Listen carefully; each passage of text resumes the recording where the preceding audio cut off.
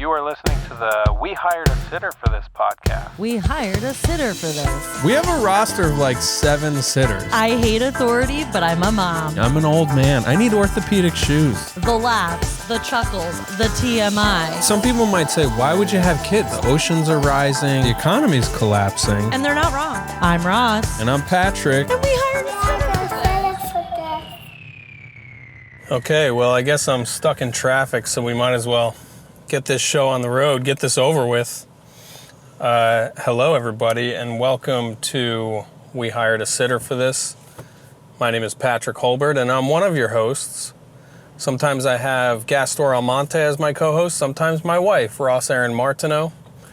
And today I have neither, but I do have a sitter, I do have a child care plan, I do have support because I'm on the road. I'm heading out on the road. Making a left onto Metropolitan Avenue. Everybody's pissed. And it's going to be slow going getting out of the city because it always is at this hour. And I figured, why not just get this podcast done? This podcast, this might be a weird one. It's going to be me. I'll just talk alone and solo for a little while. I'm really proud that this year, 2024, we've been podcasting consistently since the first week of January. I think we have had an episode come out every single week. I think that's accurate. So I just wanted to make sure to put something out there tomorrow. Tomorrow is Wednesday, June 26th. Is today Tuesday, June 25th. And I'll just talk. So maybe this is not your cup of tea. If you're a person who listens to hear Ross and how funny she is, or to hear Gastor and how profound and wise and hilarious he is, but you think I'm a distraction, maybe this is not the episode for you. And that's fine. But maybe my monotone voice appeals to you and you want to use me as sleepy time ASMR. That's cool too. Put this podcast on, get your pull-out couch set up. I assume anybody who likes me sleeps on a pull-out couch. I don't know what that says about me. I'm trying to merge. This is really safe that I'm doing this right now, right? Who's upset with me? Are you upset with me that I'm recording in the car again? We've done other car episodes, and I don't think anybody watches them. Speaking of viewership, I will say last week's episode, I noticed the YouTube numbers climbing up throughout the week, and I assume that's because Ross and I talked very openly about our relationship stuff, and people perhaps like hearing about that, or they send it around to friends to say, look at these idiots. They're talking too much about their personal lives. Or hopefully, I'm hoping it's like other people in similar scenarios who are sending it to their partners to say, hey, look at how these nimrods talk about their problems. I don't know. I don't know who's listening, honestly. I'm feeling a little weird about talking and trying to keep the energy up because I'm thinking a lot about my friends who are mourning the loss of a young person in their life, a young trans teen who died too young. It's not really my business to get into the details, but I will just say that this phrase we see on t-shirts and bumper stickers, protect trans lives, protect trans kids, is the phrase. Protect trans kids and trans lives matters. Trans lives matter. These things exist for a reason. I'm just so sad for our friends who lost their nephew very unexpectedly, and I assume because this child was struggling in some way and did not feel safe and didn't feel protected enough or something. So I just want to I don't know, I guess I just want to acknowledge it, at least say something about it, and say something about how these things are so easy to talk about or dismiss. If it's confusing to people, I understand why people just say, well, it's not I don't get it. People can do whatever they want. I don't get it, but I'm not going to stop any, like, whatever. It's easy to be dismissive, but then when it affects people close to you, it's really horrifying. And this is a person who met our child. We loved this kid. We only met them once in person, but Ross and I are both connected to them on social media and sort of witnessed their journey. And I'm just so sad. And I hate that this is a thing that this country is divided over, or is a source of conflict for people, or this like political lightning rod. It's just crazy to me that we are supposedly in the land of the free, where people do want to gatekeep what it means to be free and how you can be free, and what is, what is normal or not normal, or what is, whatever. And so anyway, I don't want to say too much more about it. Just that, guys, we love you, and we're thinking about you, and we're so sorry for your loss. Okay, so I guess I'll move on.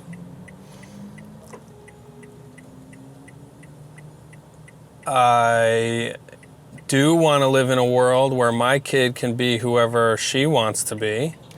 And she's fresh on my mind because right now I am driving from her 3K graduation. She had a little graduation ceremony at daycare.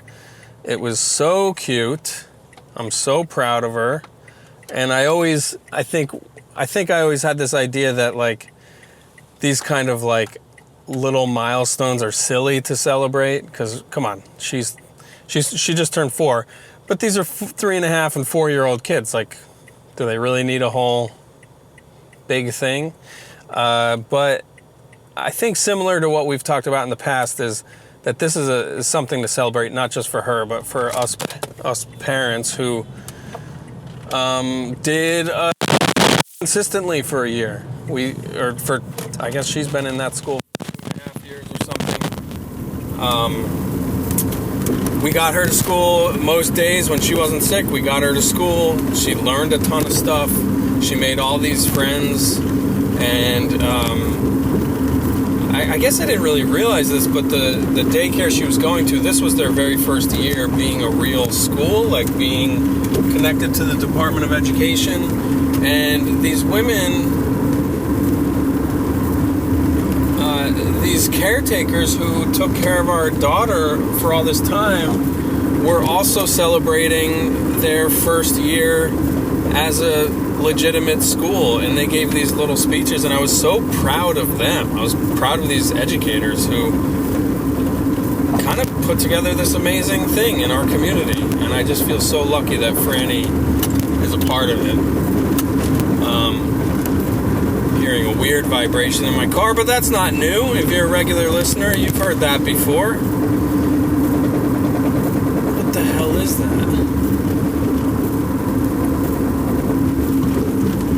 Something's flapping around. I think maybe my front bumper flaps in the wind. So anyway, the graduation was really cute. There was songs and dancing and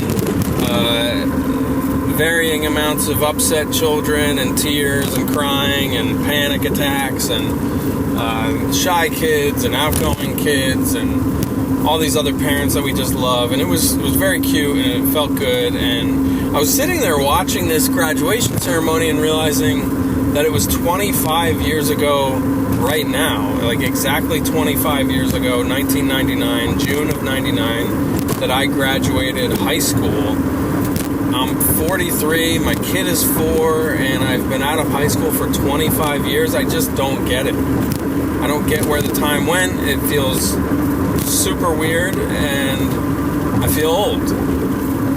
I also feel like I'm so boring. I don't know. All right, don't be boring, Patrick. I did put out a call on Instagram. I said, hey, I'm traveling and I'm going to have to podcast solo. What questions do people have? All right, what the fuck is that sound? I might have to stop to take a look at this. But where the hell do you stop?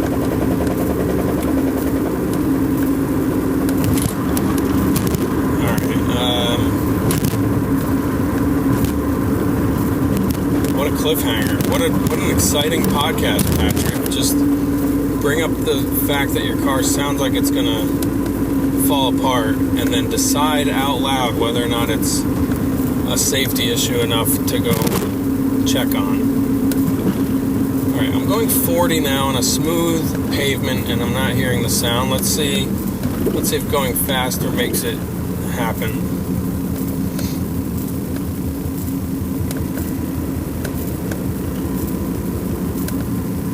God, this is horrible.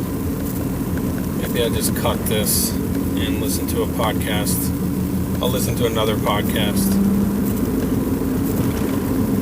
Oh boy.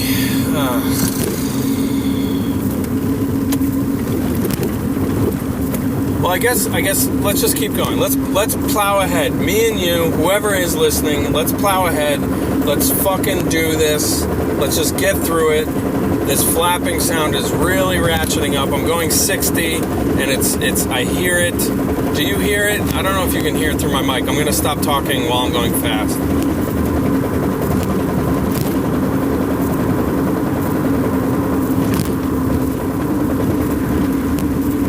Yeah, I think it's the front right bumper. Recently, Ross picked me up at work, and our office space, there's a bunch of cars out on the sidewalk. It's an industrial zone of Brooklyn. And there's a fire hydrant, and this fire hydrant doesn't function. It's got missing parts. It's just a big pipe, and one of us was driving away from the office after she picked me up. I won't say who was driving, but I will remind you she picked me up, and as she pulled out of the spot, she hit this hydrant, and there was a crunching sound. It scratched the wheel, it scratched the front bumper, and it cracked. That was a sound. And it cracked the, what is it called?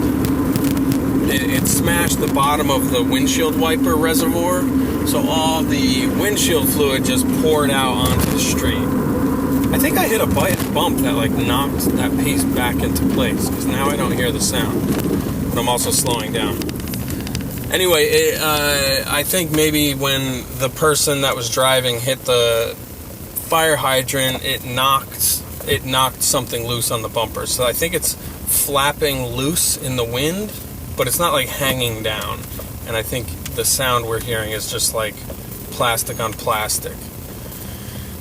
Okay, so 25 years ago I graduated high school. I was 18. It was 1999, and I hadn't had sex yet. I hadn't been to college yet. I'd only lived in Wallkill, New York, in the same house I grew up in, and now 25 years have passed, and yeah, May of 2003, I moved to New York City, so I guess I've been in New York City now for 21 years, so I've officially lived in New York City longer than I lived in my hometown, so that feels interesting, and then 4 years out on Long Island before that, so I don't know. I guess I'm just thinking of aging and getting older and the passage of time. And now Franny is at the beginning of her journey. She's only 4, but she's about to go to big kids school, big school they called it.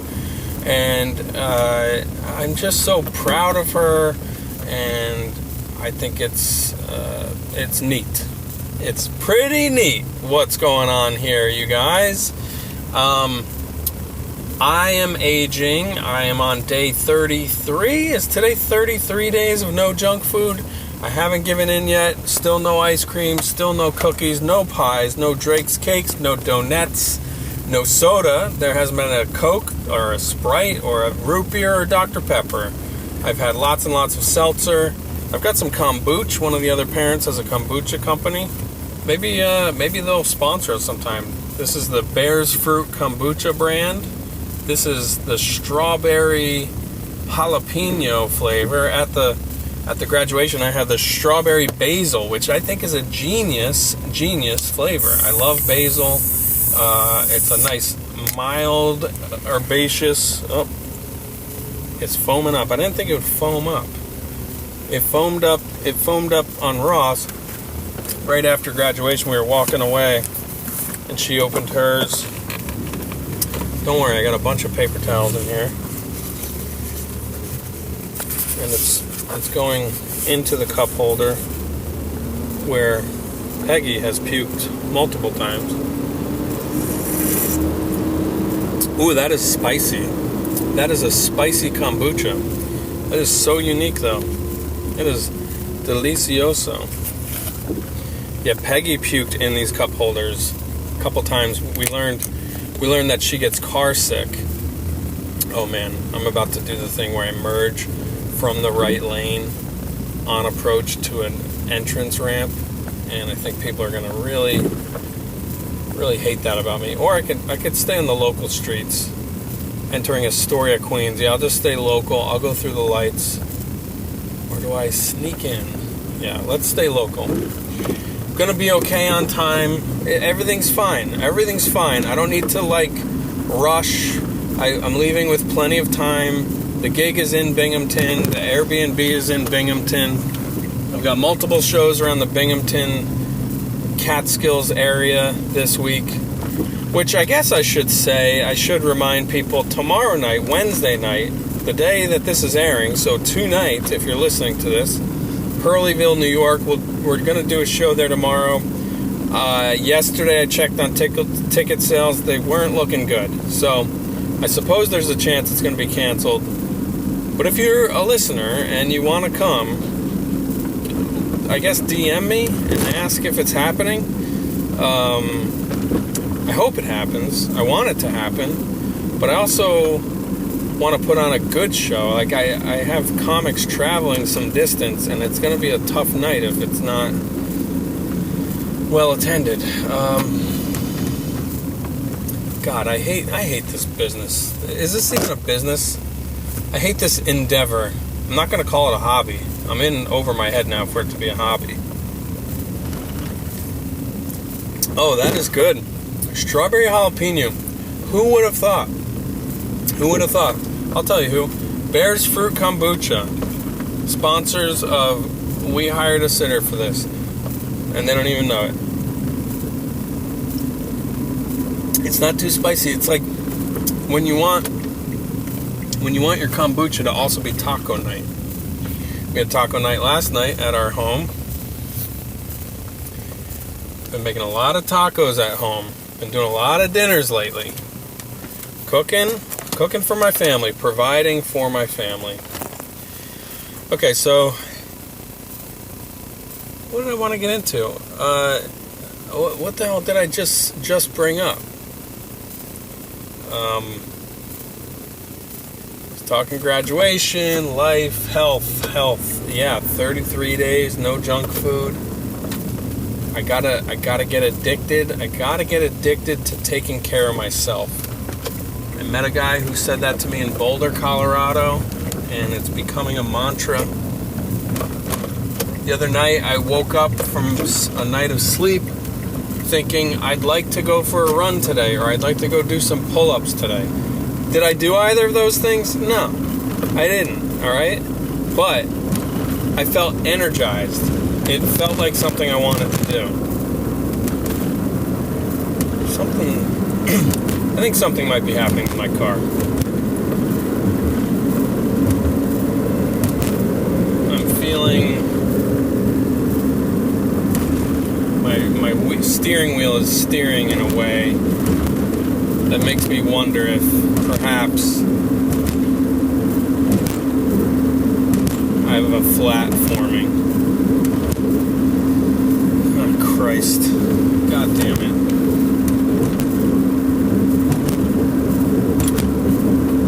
Let's see.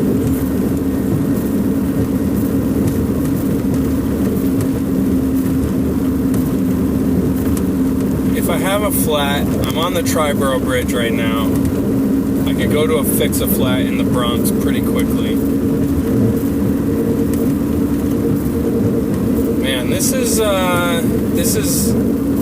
It's hard to podcast when I feel like my car is dying. Like, I feel like there's a flat occurring right now, and I can't think of anything except that. I should just pause everything, but I should also focus on the drive. Is it fine? Does it feel fine? Does my car normally pull this much?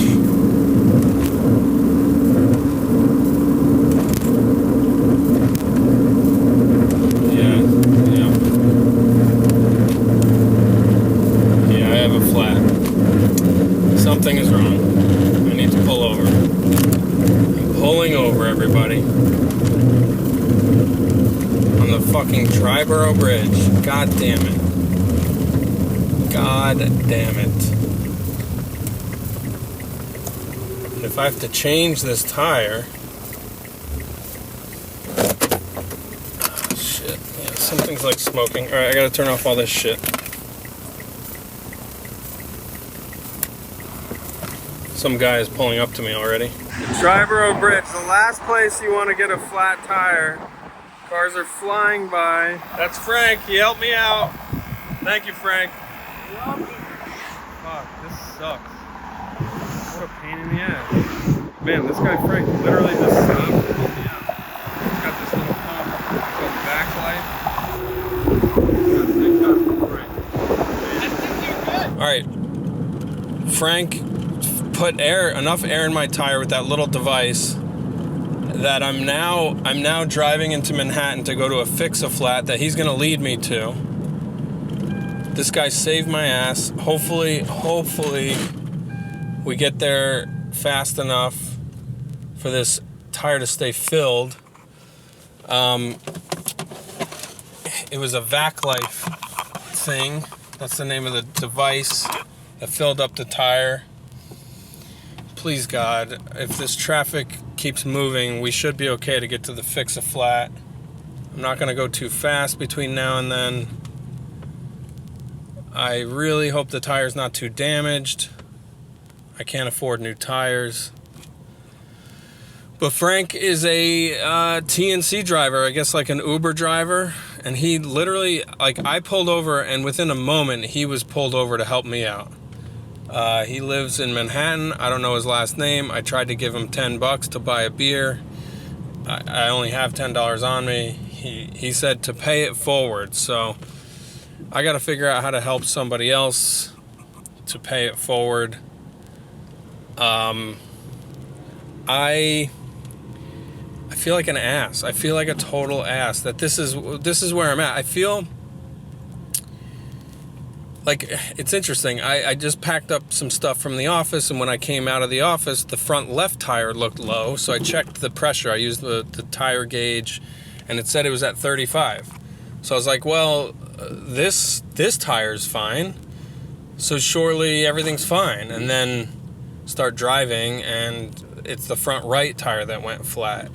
So I don't know. I guess I just feel like an ass because this car has been a running joke.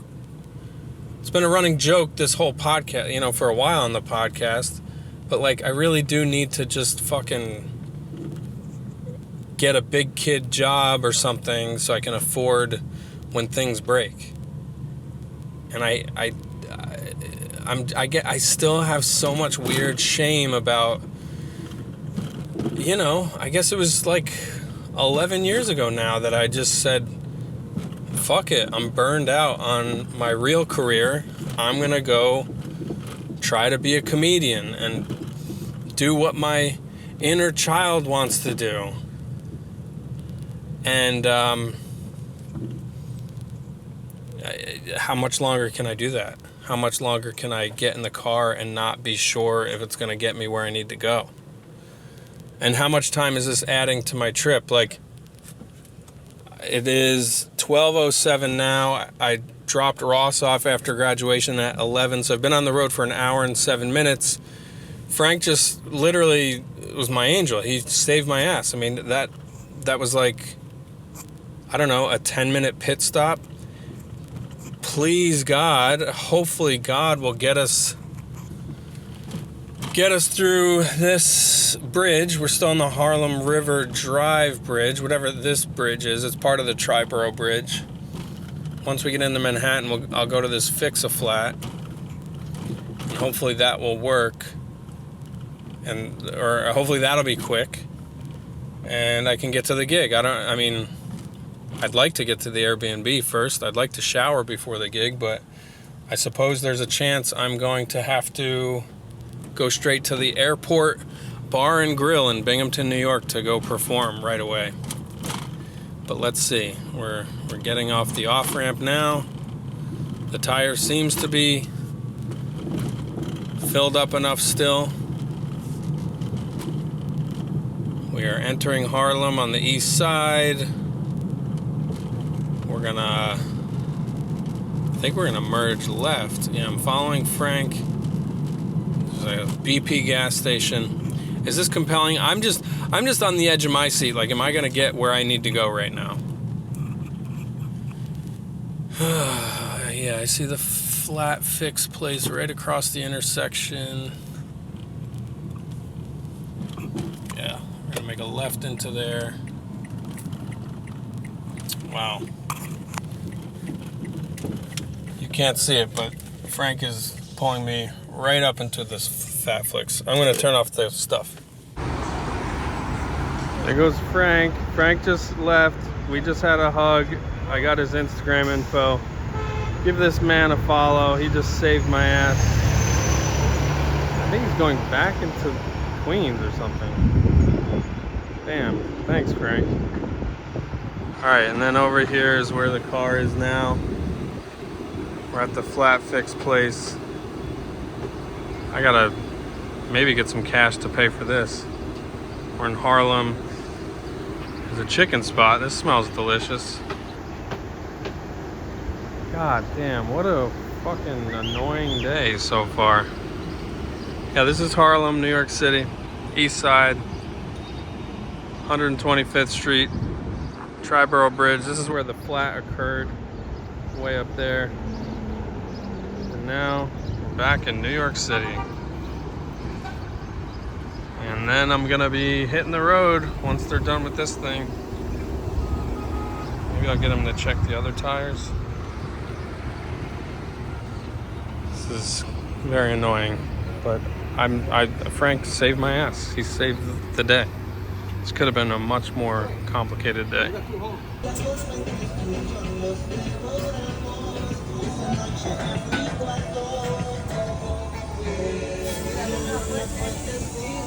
Okay, everybody, we're back.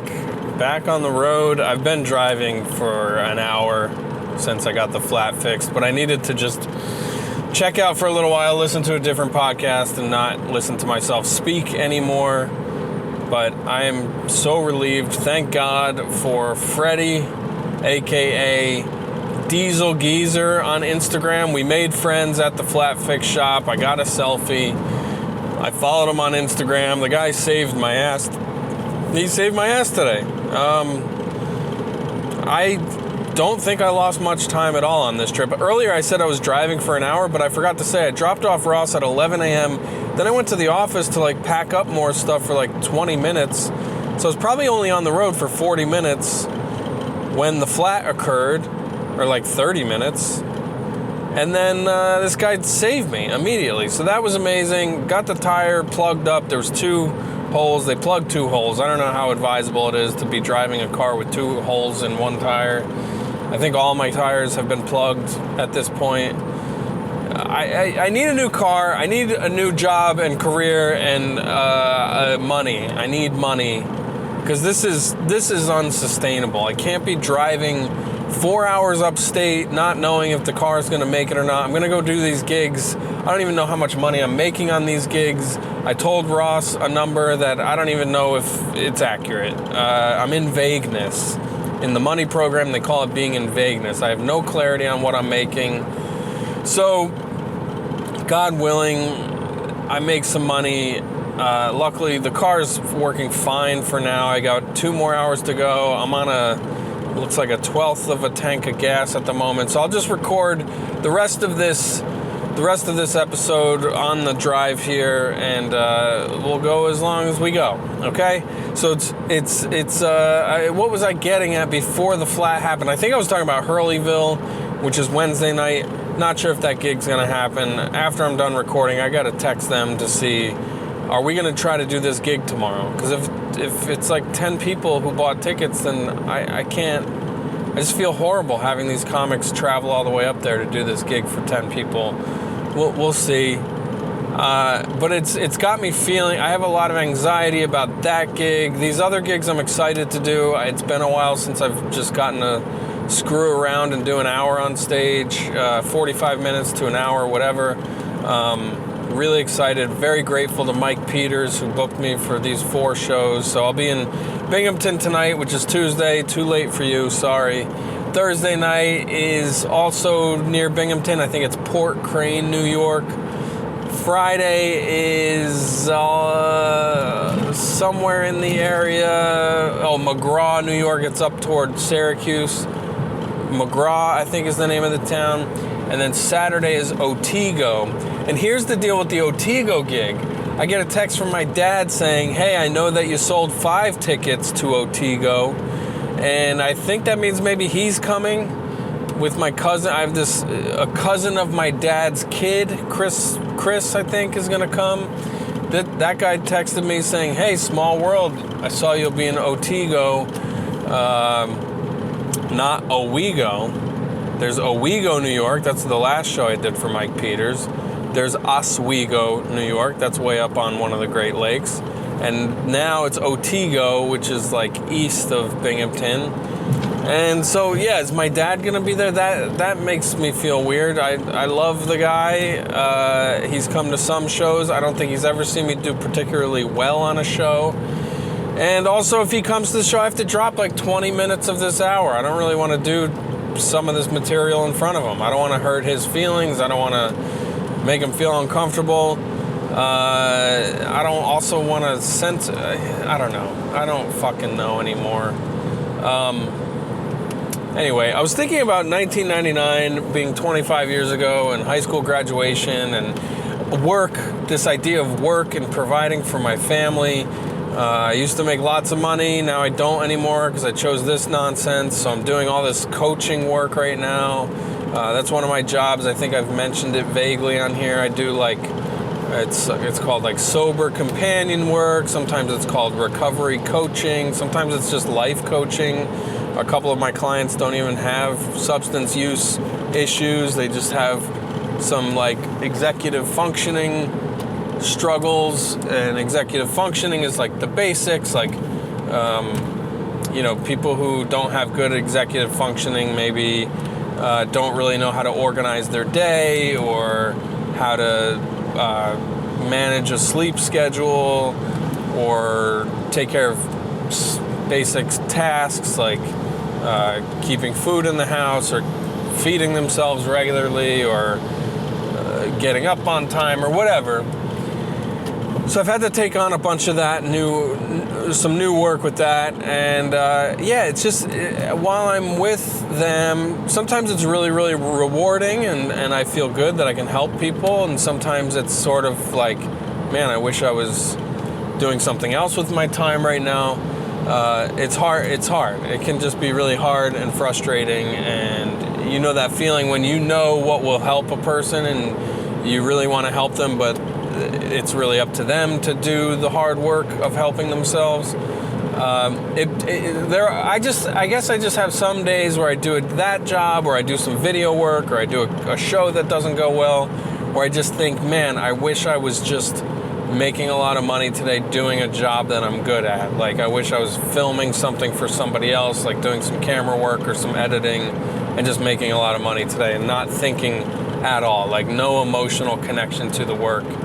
Which gets me thinking about some of my earliest work I ever did, like just like manual labor in high school, the hardware store I worked at. And it got me thinking about one of my worst jobs I ever did when this was the summer before my senior year of high school. I was, I suppose, 17 years old. this would have been 26 years ago. I worked at the hardware store for 3 years of high school and then a couple years into college. And the owners of the hardware store were moving. They were moving from the house where they raised their family into a house that they built. And that summer, it was this whole thing where I worked more often on the job site of their new house than in the hardware store itself. So I did all these like menial tasks. I was cleaning up after the contractors. It was a lot of sweeping up sawdust and picking up scrap wood and keeping this burn barrel going. None of this was environmentally up to code, by the way. It was probably pretty horrible for the environment, but